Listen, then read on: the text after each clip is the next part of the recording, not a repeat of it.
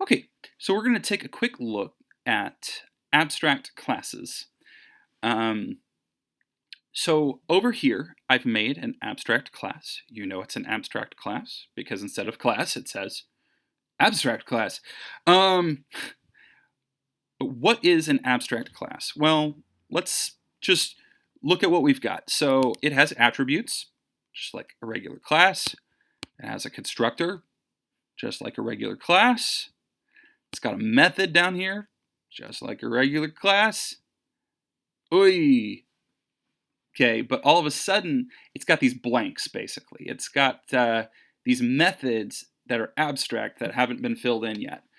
Um, Now, here's the idea. So, if I've got this shape, um, I know this shape is going to have a color. Potentially, I could have a fill color and like a line color or whatever. Um, and I know that I can call get color. But the rest of it really depends on what kind of shape it is.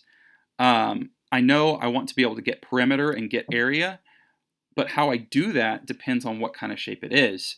Whether it's a rectangle or a circle or a triangle, whatever, I'm going to be, I still want this functionality, but it's going to look different depending on what I have.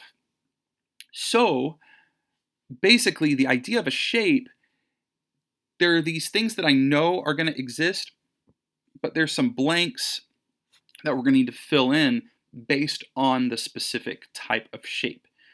So what I do is I leave it abstract. Now what this means is, even though there's a constructor here, I can't just make a shape.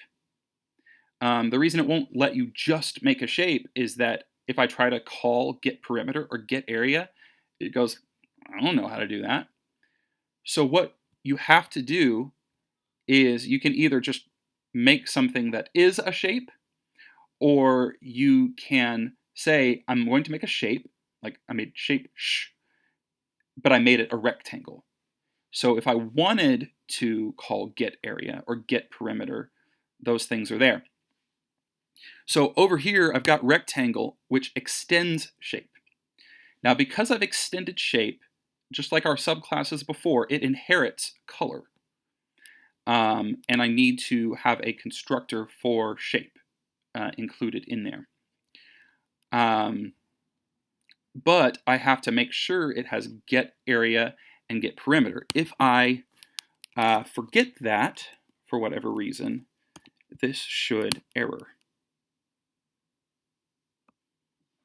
Okay, rectangle is not abstract and does not override abstract method get area in shape. So otherwise, as long as I override those methods, Java should be happy with me. Okay, so if you look at these, something you might wonder is why do we need interfaces and classes and abstract classes? Because they seem very similar. Like over here, like I made a list of shapes, and I called get area on all of them. So it's kind of that same concept where you have that one function, but it functions differently depending on the class. So what's the difference between an abstract class and an interface? Well, here is my attempt to do the same thing that we did in our abstract class in an interface. So I know I want get area and get perimeter to be abstract methods. Again, notice you don't have to actually say that it's public or abstract in an interface because that's all you have. But what I've done is I added another method called get color. I can't force something to have an attribute with an interface. But what I can do is kind of highly encourage it by saying, hey, I need to be able to get its color, which means it probably needs to have a color. But I can't have variables in here.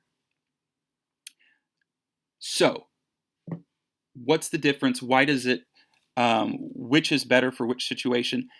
If you have something that has a lot of variables and a lot of methods that aren't abstract, then this class is a really good option because you're filling in so many of those blanks and you don't have to reuse your code adding these variables and adding all of these methods that are going to be the same across whatever this type is. But if you have pretty much only exclusively behaviors, that's when an interface is good, when you're almost exclusively dealing with interfaces. Something else to keep in mind, you can only extend one class, but you can implement multiple interfaces. So if it's something where you think someone's going to want to implement multiple of those, then an interface is really going to be your better option. So that's a quick look at abstract classes and how they kind of compare with interfaces.